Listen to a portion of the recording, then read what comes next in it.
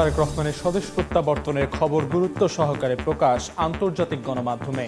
সম্ভাব্য প্রধানমন্ত্রী হিসেবে উল্লেখ, বিএনপিতে উদ্দীপনা সৃষ্টির দাবি। যুদ্ধবিরতির মধ্যেও গাজায় ইসরায়েলি আগ্রাসন, পশ্চিম তীরে নতুন করে বসতি স্থাপনে তেল আবিবের অনুমোদনের নিন্দা 14 দেশে। লেবাননেও নেতানিয়াহু বাহিনীর হামলা। নির্বাচন আয়োজনের মধ্যেই মিয়ানমারে জান্তার সামরিক অভিযান জোরদার। প্রতিরোধ বাহিনীর দখলে থাকা এলাকা পুনর্দখলে তোড়জোড়, বামার অধ্যুষিত এলাকায় 24 জনের প্রাণহানি।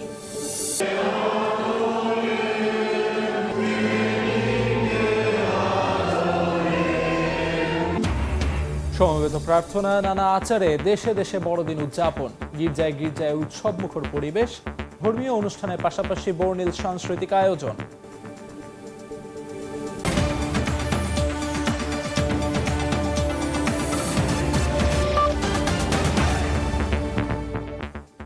আন্তর্জাতিক সময়ের সঙ্গে আছি আমি আমিরুল ইসলাম আলিফ। 17 বছর পর তারেক রহমানের দেশে ফেরার খবর বেশ গুরুত্ব সহকারে প্রকাশ পেয়েছে আন্তর্জাতিক গণমাধ্যমে। আল জাজিরা, রয়টার্স, এপি থেকে শুরু করে ভারত ও তুরস্কের সংবাদ মাধ্যম সবাই গুরুত্ব দিয়েছে তার ঐতিহাসিক প্রত্যাবর্তনকে। প্রতিবেদনে উঠে এসেছে বিএনপি নেতার আগামীতে প্রধানমন্ত্রী হওয়ার সম্ভাবনা, জনসমর্থনের চিত্র এবং বাংলাদেশের বদলে যাওয়া রাজনৈতিক বাস্তবতাও। লন্ডনে 17 বছরের নির্বাসিত জীবন শেষে দেশে ফিরেছেন বাংলাদেশ জাতীয়তাবাদী দল বিএনপির ভারপ্রাপ্ত চেয়ারম্যান তারেক রহমান। নির্বাচনের আগে তার দেশে ফেরা যেমন জাতীয়ভাবে গুরুত্ব পাচ্ছে, তেমনি আন্তর্জাতিক গণমাধ্যমগুলোতেও আলোচনার কেন্দ্রবিন্দু এই ঐতিহাসিক প্রত্যাবর্তন। কাতার ভিত্তিক গণমাধ্যম আল জাজিরা জানিয়েছে, তারেক রহমান বিএনপির নেতৃত্ব শূন্যতা পূরণ করবে। নির্বাচন সামনে রেখে তাকে প্রধানমন্ত্রী পদপ্রার্থী হিসেবেই দেখছে আন্তর্জাতিক সংবাদ মাধ্যমটি। ব্রিটিশ গণমাধ্যম বিবিসি তারেক রহমানকে আসন্ন নির্বাচনী দৌড়ের শীর্ষ প্রতিদ্বন্দ্বী হিসেবে আখ্যা দিয়েছে। রয়টার্স ও এপি তাদের প্রতিবেদনে জনসমাগম ও নিরাপত্তা ব্যবস্থার উপর আলোকপাত করেছে। বিমানবন্দর থেকে সমাবেশ স্থল পর্যন্ত লাখ লাখ সমর্থকের উপস্থিতিকে তারা রাজনৈতিক শক্তি হিসেবে ব্যাখ্যা করেছে। একই সঙ্গে তুলে ধরা হয়েছে শেখ হাসিনার পতনের পর বাংলাদেশ এক বড় রূপান্তরের মধ্য দিয়ে যাচ্ছে। তারেক রহমানের দেশে ফেরা সেই রূপান্তরের গুরুত্বপূর্ণ অংশ বলে উল্লেখ করেছে গণমাধ্যমগুলো। ভারতীয় সংবাদ মাধ্যম হিন্দুস্তান টাইমস ও এনডিটিভি তারেক রহমানের ব্যক্তিগত দিকেও নজর দিয়েছে। পরিবার সহ তার ঢাকায় পৌঁছানো এবং অসুস্থ মাকে দেখার বিষয়টি গুরুত্ব পেয়েছে। এসব প্রতিবেদনে তাকে খালেদা জিয়ার রাজনৈতিক উত্তরাধিকার হিসেবে উপস্থাপন করা হয়েছে। একই সঙ্গে ফেব্রুয়ারির নির্বাচনে তার সম্ভাব্য ভূমিকা তুলে ধরা হয়েছে। এছাড়া এএনআই, টাইমস অফ ইন্ডিয়া সহ বেশ কিছু ভারতীয় গণমাধ্যম আসন্ন জাতীয় নির্বাচনের দৌড়ে তারেক রহমানকে এগিয়ে রেখেছে। তুরস্ক ভিত্তিক আনাদুলু এজেন্সি, টিআরটি ও অন্যান্য আন্তর্জাতিক প্ল্যাটফর্ম তারেক রহমানের আইনি জটিলতা ও নির্বাসনের পটভূমি ব্যাখ্যা করেছে। অতীতে থাকা মামলাগুলো প্রত্যাহার হওয়ার পর তার দেশে ফেরাকে তারা রাজনৈতিক পথ পরিষ্কার হওয়ার ইঙ্গিত হিসেবে দেখিয়েছে। প্রতিবেদনে বলা হয়, বিএনপি তার ফেরাকে ঘিরে নতুন করে সংগঠিত হওয়ার সুযোগ পাচ্ছে। এই প্রত্যাবর্তন নির্বাচন পূর্ব বাংলাদেশের রাজনীতিকে আরো সক্রিয় করবে বলেই তাদের বিশ্লেষণ। কোটি মানুষের সেই প্রত্যাশাগুলো পূরণ করতে পারেন। মালিহা সুহরওয়ার্দী, সময় সংবাদ। দেশে ফিরে বিএনপির ভারপ্রাপ্ত চেয়ারম্যান তারেক রহমান স্মরণ করেছেন বিশ্বখ্যাত কৃষ্ণাঙ্গ নেতা মার্টিন লুথার কিংকে। তার ঐতিহাসিক বক্তব্যের অনুকরণে তারেক রহমান বলেন, আই হ্যাভ আ প্ল্যান। ভিন্ন প্রেক্ষাপটে তার এই বক্তব্য বেশ আলোচনার জন্ম দিয়েছে। যুক্তরাষ্ট্রের নাগরিক অধিকার আন্দোলনের নেতা মার্টিন লুথার কিং 1963 সালে ওয়াশিংটনে দাঁড়িয়ে এক ঐতিহাসিক ভাষণে বলেছিলেন, I have a dream.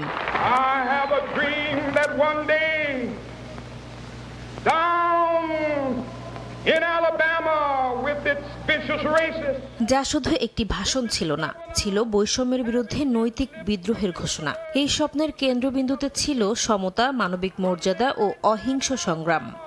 I have a plan for the people of my country, for my country. 6 দশক পর বাংলাদেশের রাজনীতিতে শোনা গেল আরেকটি বাক্য, আই হ্যাভ এ প্ল্যান। দুটি বাক্য, দুটি প্রেক্ষাপট, কিন্তু দুটি পরিবর্তনের ভাষা। বাংলাদেশের রাজনীতিতে ভিন্ন বাস্তবতায়, ভিন্ন ভাষায় বিএনপির ভারপ্রাপ্ত চেয়ারম্যান তারেক রহমানের বক্তব্য এখন বেশ আলোচিত। ইনশাআল্লাহ আমরা সেই প্ল্যান বাস্তবায়ন করব। এই পরিকল্পনা দেশের মানুষের স্বার্থে, দেশের উন্নয়নের জন্য, দেশের মানুষের ভাগ্যের পরিবর্তনের জন্য। যদি সেই প্ল্যান, সেই কার্যক্রম, সেই পরিকল্পনাকে বাস্তবায়ন করতে হয়। প্রিয় ভাই বোনেরা, এই জনসমুদ্রে যত মানুষ উপস্থিত আছেন, এই সারা বাংলাদেশে গণতন্ত্রের শক্তি যত মানুষ উপস্থিত আছেন, প্রত্যেকটি মানুষের সহযোগিতা আমার লাগবে। আই হ্যাভ এ ড্রিম ছিল নৈতিক আকাঙ্ক্ষার উচ্চারণ, আর আই হ্যাভ এ প্ল্যান ঐতিহাসিক এক মুহূর্তে দেশের জন্য তারেক রহমানের নতুন পরিকল্পনাকে সামনে এনেছে। দীর্ঘ 17 বছরের নির্বাসিত জীবন কাটিয়ে দেশে ফিরে এসে নিজের পরিকল্পনা বাস্তবায়নে জনগণের সহযোগিতা চেয়েছেন বিএনপির ভারপ্রাপ্ত চেয়ারম্যান। আমরা আমাদের সেই প্রত্যাশিত বাংলাদেশ গড়ে তুলব। নাসরিন রুমি, সময় সংবাদ। সকলে মিলে কাজ করব। বিএনপির ভারপ্রাপ্ত চেয়ারম্যান তারেক রহমানের স্বদেশ প্রত্যাবর্তনের মুহূর্ত স্মরণীয় করে রাখতে যুক্তরাষ্ট্রের লস অ্যাঞ্জেলেসে আনন্দ সমাবেশ করেছে ক্যালিফোর্নিয়া বিএনপি। স্থানীয় সময় বুধবার রাতে দলীয় কার্যালয়ের সামনে আনন্দ উৎসবে মেতে ওঠেন নেতাকর্মীরা। লস অ্যাঞ্জেলেস থেকে লস্কর আল মামুনের রিপোর্ট।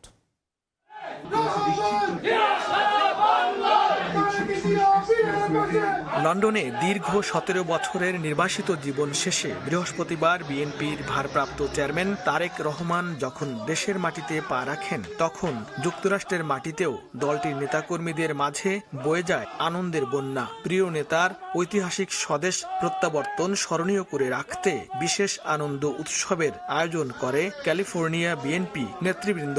লস অ্যাঞ্জেলেসের লিটল বাংলাদেশ অধ্যুষিত এলাকায় দলীয় কার্যালয়ের সামনে বড় পর্দায় এই দৃশ্য সরাসরি দেখেন নেতাকর্মীরা। এ সময় আবেগ আপ্লুত উচ্ছ্বাস জানান তারা।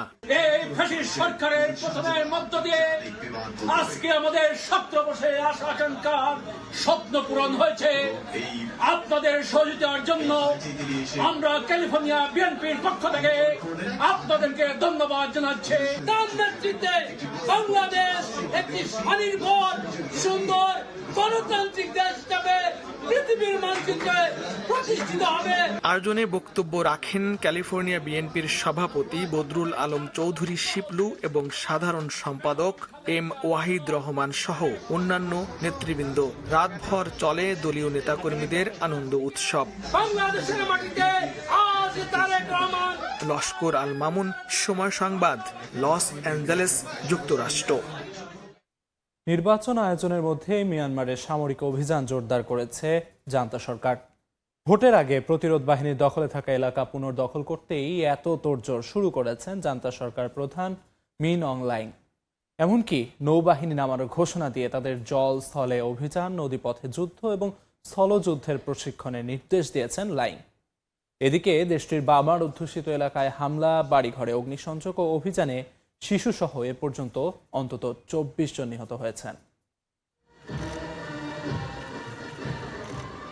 নির্বাচনের আগে প্রতিরোধ বাহিনীর দখলে থাকা এলাকা পুনর্দখল করতে মরিয়া হয়ে উঠেছে মিয়ানমারের জান্তা সরকার।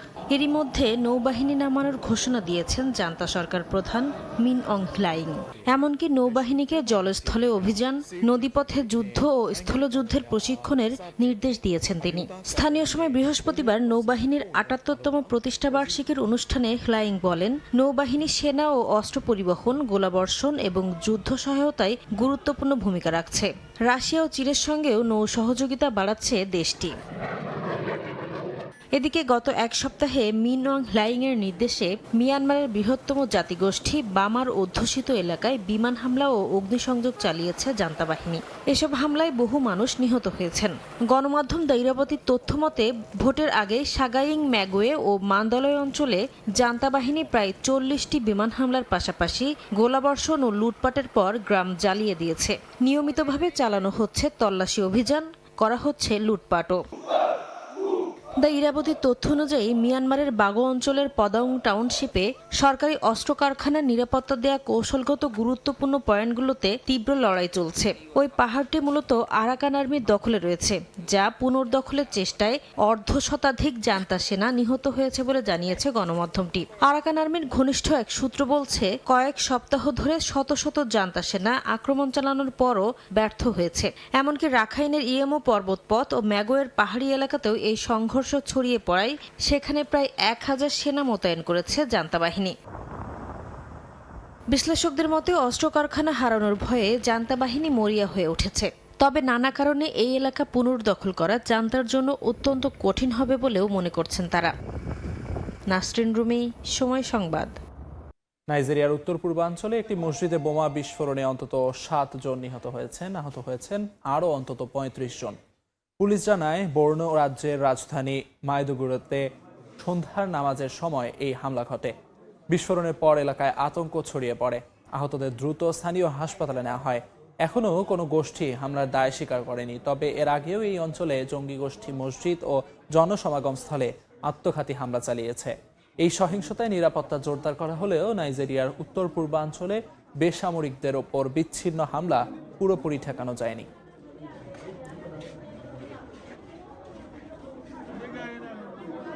সব সংঘাত বন্ধের বার্তা দিয়ে বিশ্ববাসীকে বড়দিনের শুভেচ্ছা জানিয়েছেন খ্রিস্ট ধর্মের গুরু পোপ লিও। বড়দিনের ভাষণে তিনি বলেন, দরিদ্র মানুষকে সহায়তা না করা স্রষ্টাকে প্রত্যাখ্যান করার শামিল। এদিকে ভ্যাটিকান সিটি থেকে বেথলেহেম, সিরিয়া থেকে আফ্রিকা সহ বিশ্বের বিভিন্ন দেশে প্রার্থনা ও ধর্মীয় আচার অনুষ্ঠানের মধ্য দিয়ে উদযাপিত হয়েছে খ্রিস্ট ধর্মাবলম্বীদের এই প্রধান উৎসব। ভ্যাটিকান সিটির সেন্ট পিটার্স ব্যাসিলিকার বারান্দা থেকে বড়দিন উপলক্ষে বার্তা দেন খ্রিস্ট ধর্মের গুরু পোপ লিও। তার বার্তায় ছিল বিশ্বজুড়ে যুদ্ধ বন্ধের আহ্বান। ফিলিস্তিন, ইউক্রেন, সুদান, মালি, মিয়ানমার সহ বিভিন্ন অঞ্চলের সংঘাতের কথা তুলে ধরেন তিনি। আহ্বান জানান সব অরাজকতা বন্ধ করে শান্তি প্রতিষ্ঠার। পোপের বক্তব্যে উঠে আসে অভিবাসী ও শরণার্থীদের দুর্দশার কথাও।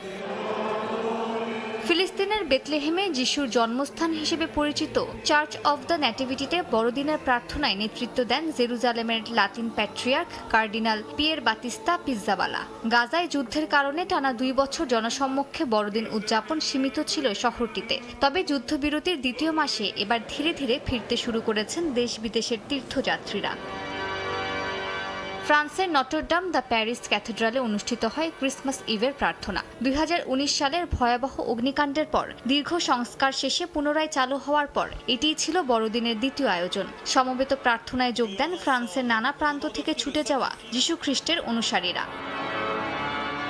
মেক্সিকোর ওহাকা শহরে ঐতিহ্যবাহী নাইট অব দ্য র্যাডিশেস উৎসবে অংশ নেন স্থানীয় শিল্পী ও কৃষকরা। বড়দিনের আগের দিন মূলা খোদাই করে তৈরি করা হয় ধর্মীয় ও দৈনন্দিন জীবনের নানা দৃশ্য। শহরের কেন্দ্রীয় চত্বরে এসব শিল্পকর্ম দেখতে ভিড় করেন দর্শনার্থীরা। দক্ষিণ আফ্রিকার প্রিটোরিয়াল লুউলি স্ট্রিটে 3 দশকের বেশি সময় ধরে আয়োজন করা হচ্ছে বড়দিনের উৎসব। এবছর দিবসটি ঘিরে রঙিন আলোয় সেজে ওঠে পুরো এলাকা, উপভোগ করেন বাসিন্দারা। সিরিয়া জুড়ে বড়দিন উপলক্ষে গির্জায় প্রার্থনায় অংশ নেন খ্রিস্ট ধর্মাবলম্বীরা। দীর্ঘ সংঘাতের ফলে দেশটিতে খ্রিস্টান জনগোষ্ঠীর সংখ্যা উল্লেখযোগ্যভাবে কমে গেলেও বড়দিন ঘিরে শান্তির প্রত্যাশা প্রকাশ করেন তারা। মালিহা সুহরওয়ার্দী, সময় সংবাদ। এবছর অনেকটা সাদামাটাভাবে বড়দিন উদযাপন করলেন অস্ট্রেলীয়রা।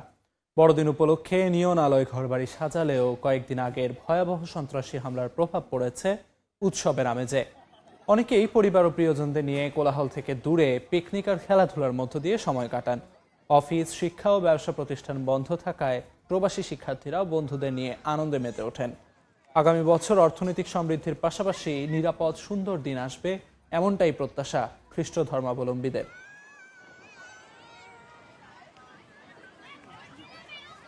নরওয়ে ও ব্যারেন্টস সাগরের উপর দিয়ে ফ্লাইট পরিচালনা করেছে রাশিয়ার পরমাণু সক্ষম বোমারু বিমান। রুশ প্রতিরক্ষা মন্ত্রণালয় জানায়, বৃহস্পতিবার বোমারু ও ক্ষেপণাস্ত্রবাহী বিমানগুলো নরওয়ে ও ব্যারেন্টস সাগরের আন্তর্জাতিক জলসীমার ওপর টহল দেয়। এ সময় কয়েকটি দেশের যুদ্ধবিমান রুশ বোমারু বিমানগুলোর গতিবিধি নজরে রাখে।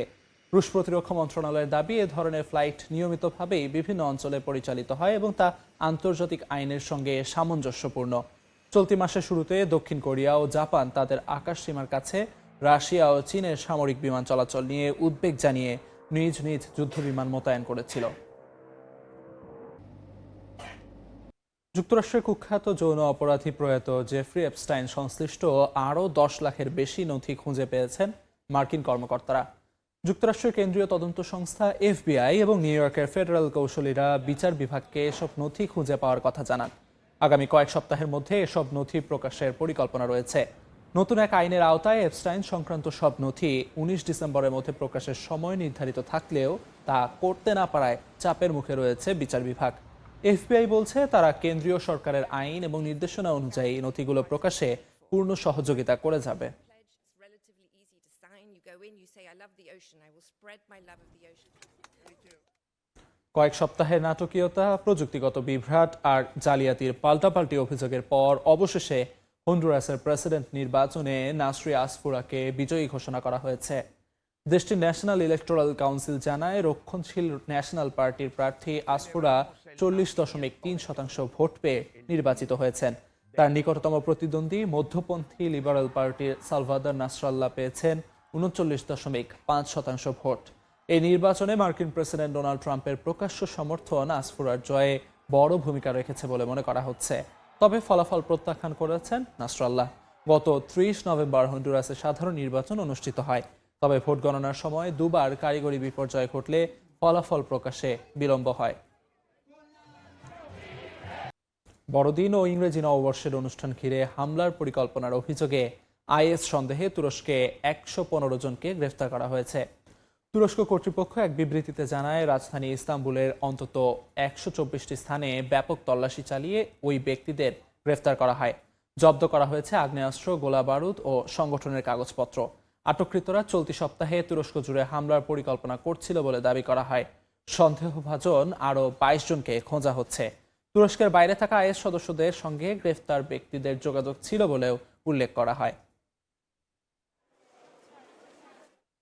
সিরীয় নিরাপত্তা বাহিনী ও যুক্তরাষ্ট্র নেতৃত্বাধীন আন্তর্জাতিক জোটের যৌথ অভিযানে আইএসআইএস এর এক শীর্ষ নেতা গ্রেফতার হয়েছেন।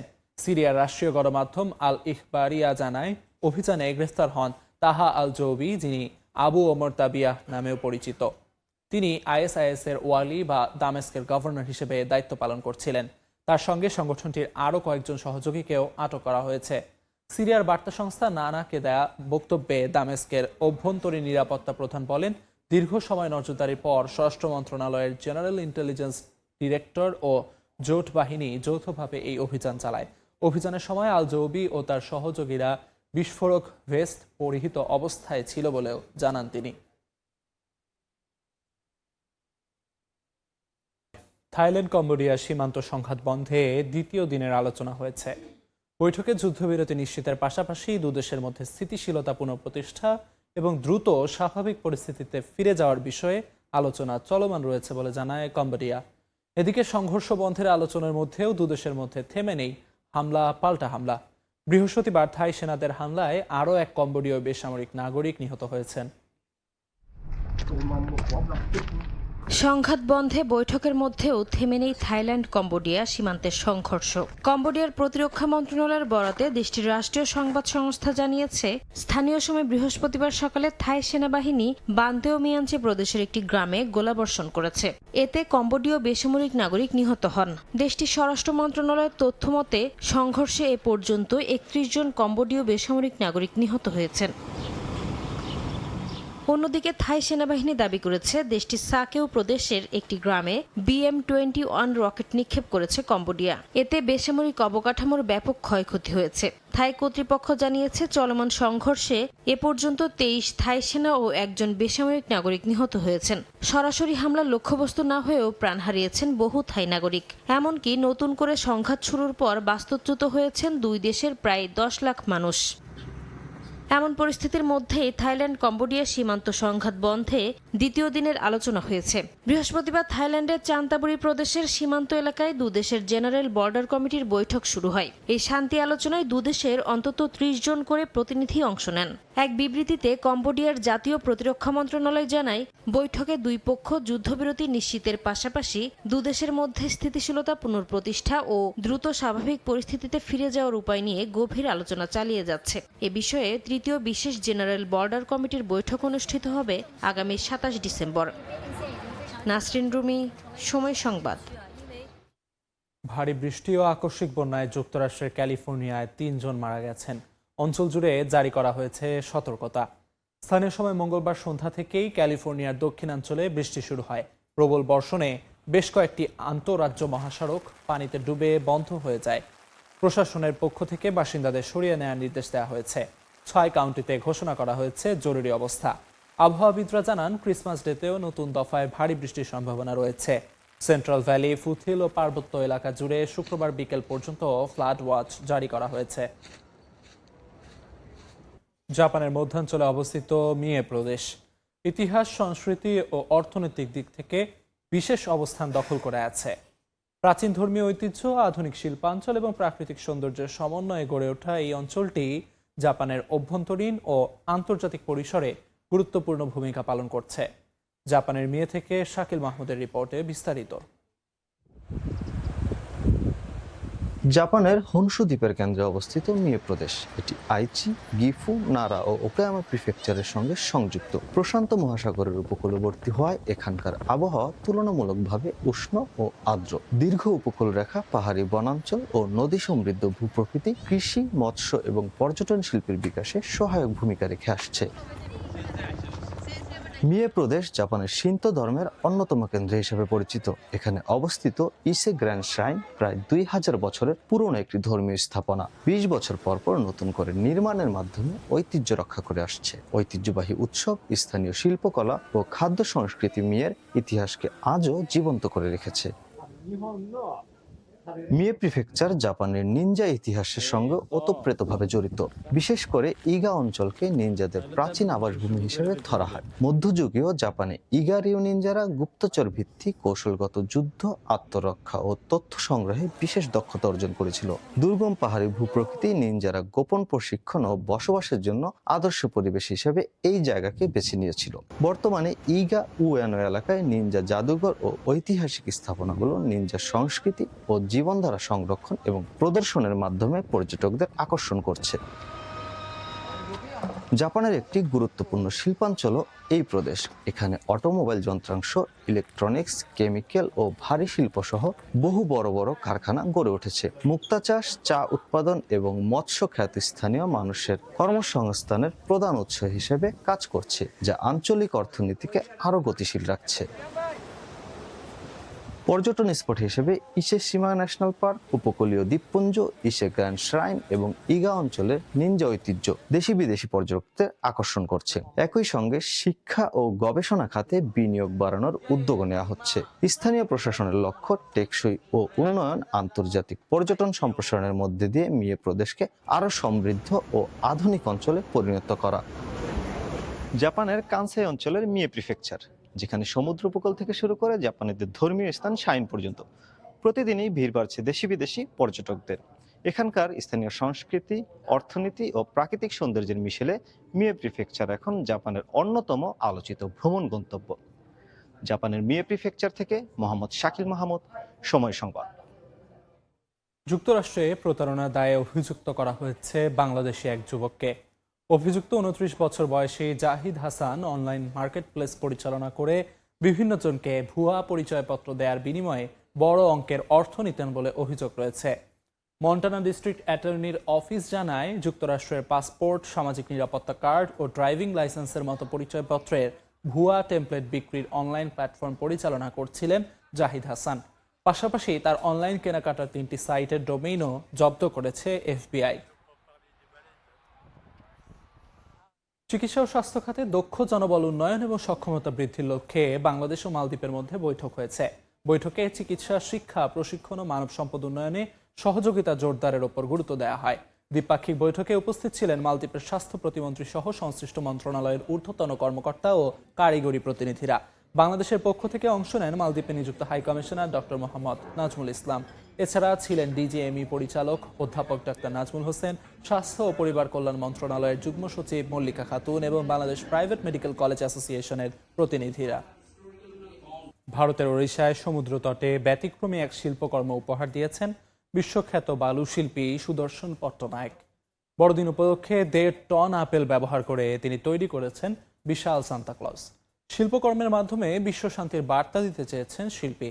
আপেল দিয়ে তৈরি সান্তাক্লজকে ঘিরে পর্যটকদের মাঝেও তৈরি হয়েছে ব্যাপক আগ্রহ। বালুর সঙ্গে 1.5 টন আপেল ব্যবহার করে নির্মাণ করা হচ্ছে সান্তাক্লজ। ভাস্কর্যটির দৈর্ঘ্য প্রায় 60 ফুট এবং প্রস্থ 45 ফুট। বড়দিন উপলক্ষে ভারতের উড়িষ্যার সমুদ্র তটে এই শিল্পকর্মটি তৈরি করেছেন সুদর্শন পট্টনায়ক। এটি সম্পন্ন করতে শিল্পী ও তার দলের কয়েক ঘন্টা সময় লেগেছে। প্রতি বছর বড়দিন উপলক্ষে ভিন্নধর্মী শিল্পকর্মের মাধ্যমে সামাজিক বার্তা দেওয়ার চেষ্টা করেন সুদর্শন পট্টনায়ক। উৎসবের দিনে মানুষকে শান্তি ও সহাবস্থানের কথা মনে করে দিতেই এই প্রয়াস। বড়দিনের প্রাক্কালে এবছর আমরা একটি ব্যতিক্রমী ইনস্টলেশন ভাস্কর্য তৈরি করেছি। এতে 1.5 টন আপেল ব্যবহার করা হয়েছে। প্রতি বছর বড়দিন উপলক্ষে ভিন্নধর্মী শিল্পকর্মের মাধ্যমে সামাজিক বার্তা দেওয়ার চেষ্টা করি।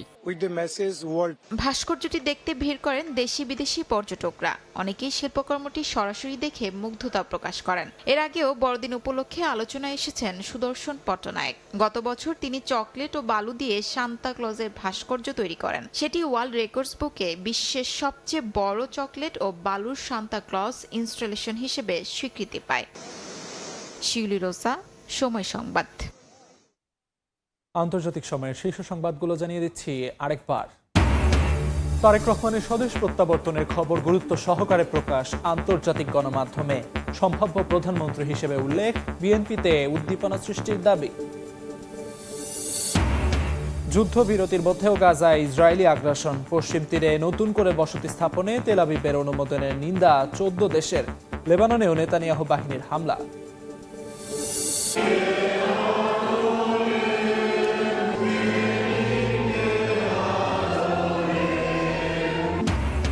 সমবেত প্রার্থনা, নানা আচারে দেশে দেশে বড়দিন উদযাপন। গির্জায় গির্জায় উৎসবমুখর পরিবেশ।